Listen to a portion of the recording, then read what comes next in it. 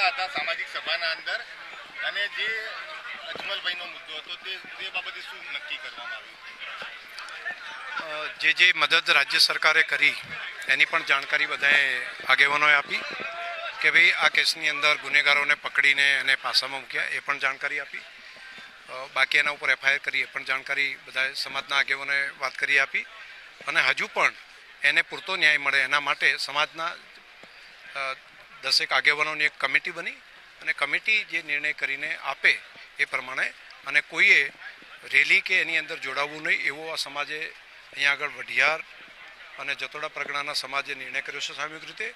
અને સમાજને એમને હજુ વધારે ન્યાય કઈ રીતે મળે એ બાબતે સમાજના આગેવાનો બેસીને એ સાંજ સુધીમાં નક્કી કરશે.